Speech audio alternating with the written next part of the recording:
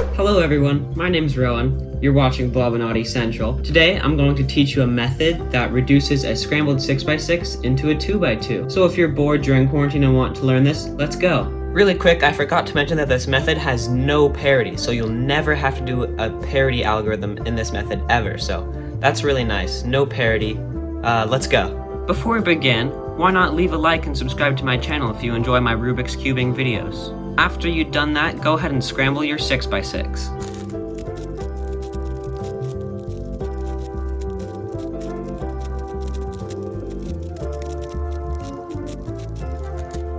So I like to call this method the 6-2R method, or 6x6 to 2x2 reduction method. So the first thing you're going to do is pick a corner, any corner, and we're going to expand this corner by 2 edges in any direction so that it makes basically a piece that will become a 2x2 piece later. For example, I pick the white, red, green corner and I found this piece which belongs here. So I'm going to bring that over and put that in. And we're going to do this for one more piece above it too. So that's basically what I mean by expanding a corner, but in all 3 directions, and we'll do the centers later in the next step.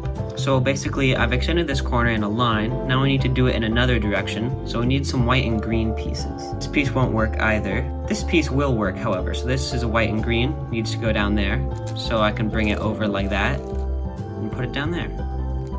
Now we need one more white and green, and it's actually this one. Belongs over there. So I'm going to bring that up, flip it, and bring it all the way down.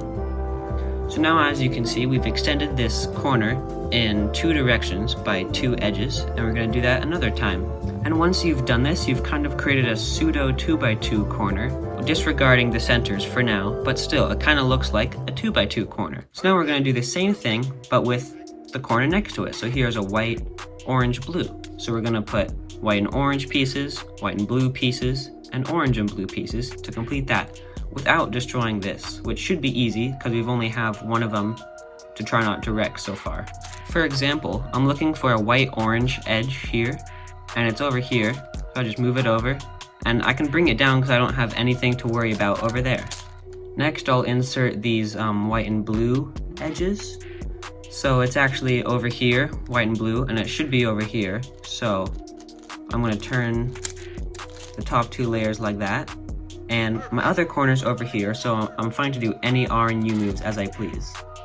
But here, I can't just bring this piece down there, because that destroys what I previously built over here. So instead, we have to insert this piece down here by bringing it over to the top right, and then bringing this kind of slice upwards, and just putting this inside of the slice, and then bring it downwards, and now it's facing towards us, so we just move it over, bring the slice where it needs to go up, move the piece in, and bring that slice back down. So next I'm looking for orange and blue, and both of them are together over here. That's pretty funny. I'm gonna move them over here, and because I have nothing over here yet still, I can kind of move the whole thing over, and I just need to put these in there so I can kind of mess around, do whatever I want, flip those, put them in. And now we have done 2 2x2 corners, this one and this one. I will cut the video because you just need to make 2 more of those corners, and then I have to talk about something different. So the algorithm we're going to be using is just the Tperm, except it's always going to be with 3 wide R moves, and there's 2 versions that we're going to use. So one of them has normal U and normal F moves, and the other has wide U and wide F moves, but like just 2 wide. So the Tperm variation with normal U and normal F moves does this. So basically it swaps these 2 pieces with these 2 pieces, and you can kind of use that. Well, if you ignore the bottom pieces, it's really just a swap of these 2 pieces, and nothing else matters because your centers aren't solved yet and nothing else is. It's really just a swap between these 2 pieces. So you're going to be using 2x2 moves a lot to set things into position where you can swap them. This one is called the wideTperm, and what it does is it's kind of the same thing, you can see, except it swaps just the bottom two pieces. So you're going to put all your 2x2 corners on the bottom, and now because we have 4 2x2 corners, we're going to start actually using big 2x2 moves, so stuff like this. So once you have 4 to the bottom, you can just cross your fingers and hope that when you do U moves, something will line up. Nice, that was pretty lucky. So now I'm going to set up the other yellow and blue piece in position over here by doing 2x2 moves so that nothing gets destroyed. So it's right here, and I need to put it here. So I can do that kind of like that, using 2x2 moves only, because that doesn't destroy the corners. And now, you see how we need to use a Tperm with wide U and F moves in order to get that over there. So we perform that algorithm.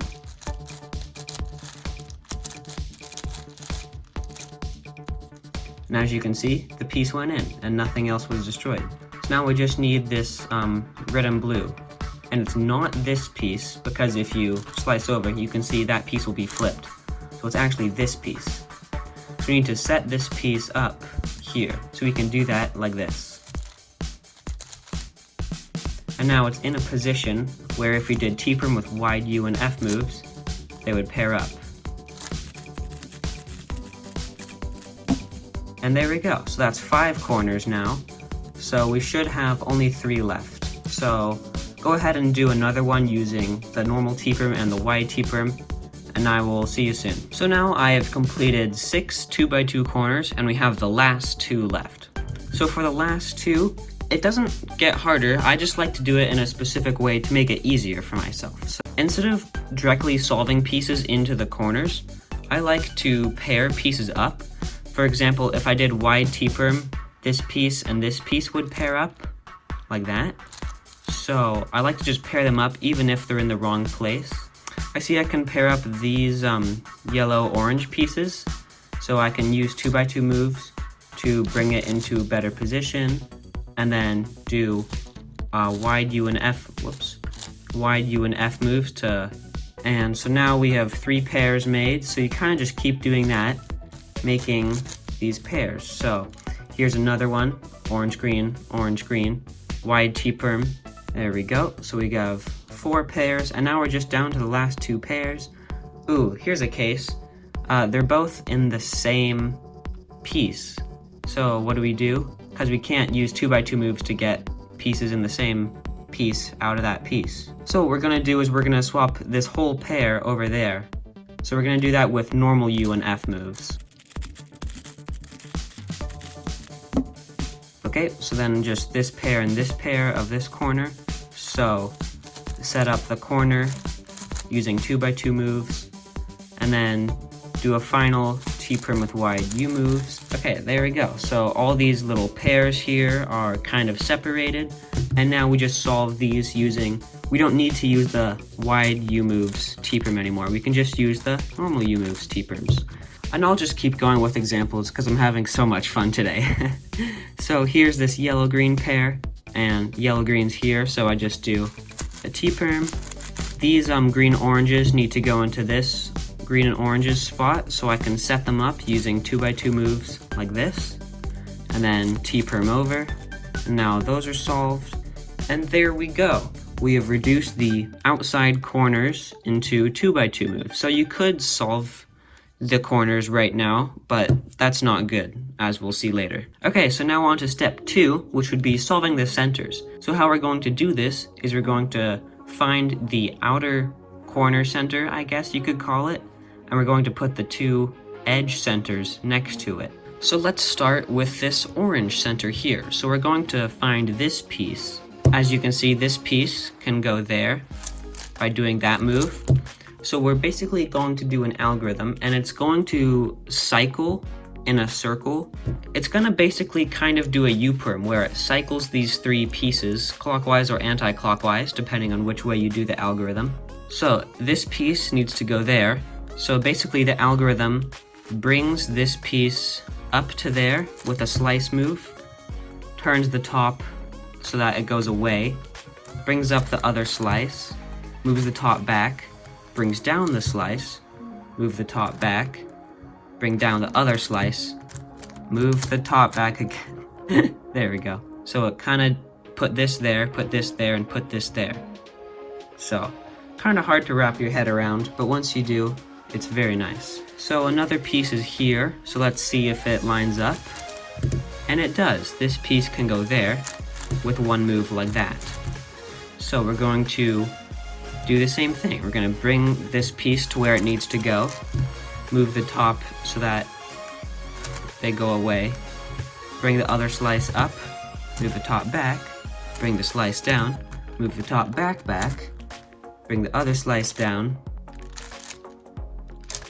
move the top back, and that should be good. Now we've solved the 3 pieces. This was just lucky. That's not meant to be solved, but if it is, it's no biggie. So we did that one, and next I see this one, which is lucky because it already has one attached to it.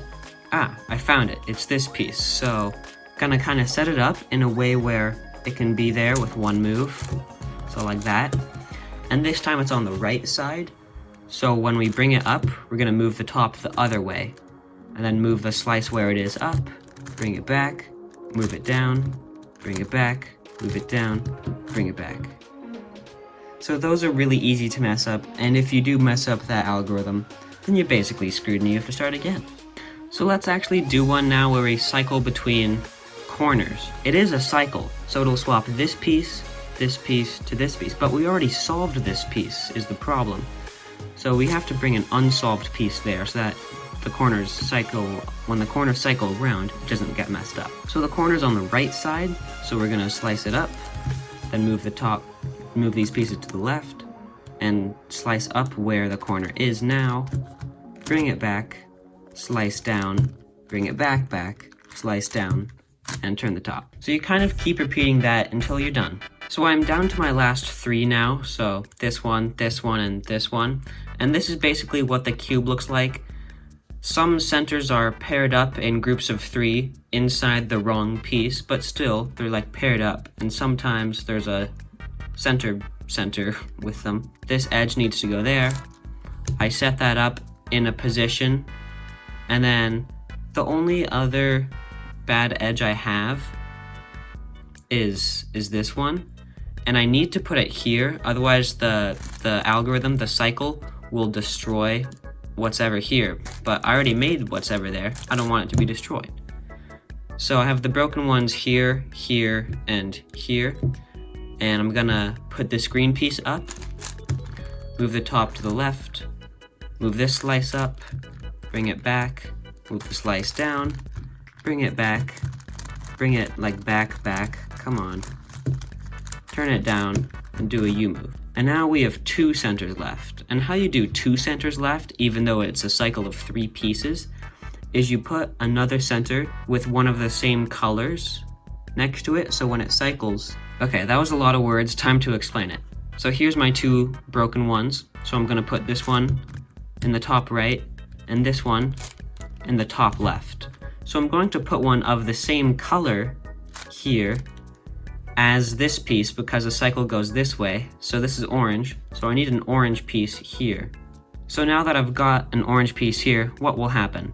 This red piece gets solved, this orange piece goes to there, so it looks like this doesn't change, but really these 2 orange pieces are cycling. So let's do the algorithm.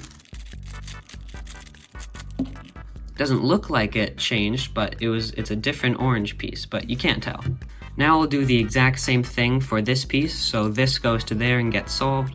This orange goes to here and looks like this doesn't change, even though it does. So I'll do that.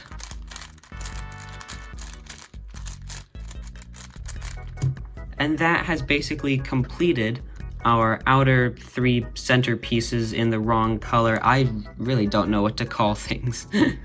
And now we need to solve these like inner corner centers on our 6x6. So as you can see, most of these are pretty badly wrong. So here's what we're gonna do. We're gonna look for opposite centers. And what I mean by that is this is a yellow trapped in a blue, and this is a blue trapped in a yellow. So you see the difference? yellow in a blue, blue in a yellow. And we're going to line those up using 2x2 moves so that they're directly across from each other, like this. And just so you know for later, the algorithm we're using here swaps this center with this center, and this center with this center. So it kind of rotates these 180 degrees. So this goes there, this goes there, this goes there, this goes there. So if I do the algorithm now, this green gets unsolved, which we don't want. So we can see that this has a white trapped in it. So if we can find a white with a blue trapped in it, but of course you don't get, I would call that a perfect swap when everything swaps and it solves 4 at one time. You don't always get a perfect swap, but you can set it up so you get a 3 swap. So these two will solve if they all turn 180 degrees, and one of these will solve. So the algorithm is all in wide moves. So it's basically r wide, u wide, r wide prime, u wide 5 times. So that was 1, 2, 3, 4, 5. And as you can see, it cycled these, and now this one's wrong. So now you kind of just keep setting them up in ways. Oh, here's a perfect swap. So we got a blue and a red and a blue. And then we match them so that it's kind of like a checkerboard pattern actually. I really like that. Red, blue. So those two swap. And because these two are both yellow, when they swap, nothing will change. So I'll just do the algorithm now. And there we go. Ooh, I found another perfect swap. This is a white in a green, and this is a green in a white. So put them on the same side like that. And here we have a white and a red. So we could use something that either gives this one a red piece or can take this one's white piece. So either one is completely fine. This piece actually has an extra red, so if we put that in here, it would solve another red. So I'm going to use 2x2 moves to get that to happen. So now when we swap, our perfect swap happens, so these two solve, and one of these solves. So keep on setting things up like that until basically you're done. So we have a perfect swap here. We have a yellow and a white and a white and a yellow, but they're on the same piece. There's no way I can move this to set this up without using like normal moves, which you can do, but then, like I feel like I'm gonna mess up my 2x2 corner, so I don't like doing that. So what I'm going to do is I'm gonna make these two be the same colors, so when we swap, it doesn't matter. So I can do that kind of like that, put a green. And then we're gonna do this kind of in 3 steps because they're on the same piece again. So we're gonna swap these two with the algorithm. And now they've swapped, but now we just need to rotate this corner in place. So we can do that kind of like this, and then reinserting it. And now we're gonna swap again. And now we need to replace the one that we destroyed when we did the initial swap, which is right here. So we kind of need to unrotate the piece that we just rotated. So again, using only 2x2 moves, and now we swap again to fix those. Why do I keep getting the worst possible case? We have 3 left and they're all on the same piece. Oh, that's pretty annoying. So again, we're gonna do the same thing, but this time it's gonna be like twice as long. We're gonna make these be a perfect swap. Then we're gonna swap these two. Then the one in here is now red, so we need to rotate this in place so that the one where the red needs to go is there.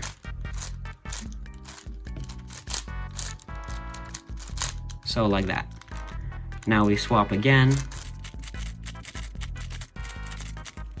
And finally, we have one more swap and we need to rotate this piece. So I'm gonna turn it kind of like that and then reinsert it.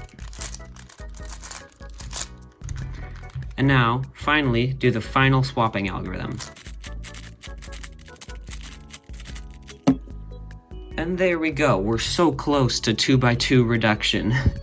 It's been so long. Now we're going to do the same thing with setting up good swaps and perfect swaps and stuff, but with all 4 of them at the same time. Here's a perfect one. We have a green and a red and a green. So we're gonna move them all opposite. So a green and a red and a green. And we're gonna try and hope that there's another perfect swap. I don't think there's another perfect swap, so I'm just gonna put in this wrong piece. And now in here, all we need is something that can either take an orange or give this one a yellow. So here's the shell of an orange, so we can kind of put that in there. And now when we swap, we have a perfect swap and another one solves.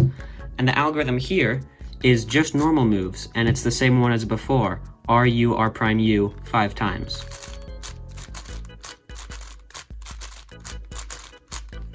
There we go. So now that you've done the previous section, you kind of know exactly what to do, but now with whole centers instead of with insides of centers. So I'm basically gonna cut to the end here. I'm down to the last 4 here, so it's time for some more examples. So we have this yellow here, and this one needs a yellow, so we set them up opposite. But if we swap now, these are gonna switch places, and we don't like that. So either we're gonna need to make these the same color or put another swap there. So we can put a white piece here. So this one, insert that. And now when we swap, we solve this yellow one. So now I'll set up the swap of this green one. So when we swap these two, we actually did a perfect swap. I didn't even notice that. We found a green and a red and a green, so opposite of each other. And oh, our last one is a full perfect, double perfect swap. We have a red and a green and a red and a white and an orange and a white. I love saying that. I feel like Dr. Seuss. And everything else is solved, so this is our final algorithm that we're gonna do. So let's do it. 1, 2, 3, 4, 5. And we've done it! We have reduced a 6x6 into a 2x2. Wow, it's so satisfying. I really like this method. So now you can kind of just solve it like any 2x2. You can solve it like any 2x2. All that work to solve it like a 2x2, which takes like 12 seconds, and then you're done. So that's an interesting method. One pro about it is that there's no parity. You never have to do one of those horrible parity algorithms that takes so long. And especially with edge pairing and like normal 6x6 methods, you have to do like parity algorithms many times, so there's no parity. And it's unique. No other 6x6 method is kind of like that, which I like it. So that's basically the 6-2R method. Thank you so much for watching. Try this method yourself. All the algorithms and stuff in the description. Leave a like and subscribe to my channel if you want to see more Rubik's Cubing videos. It really means a lot to me. And I'll see you guys in the next video. Bye!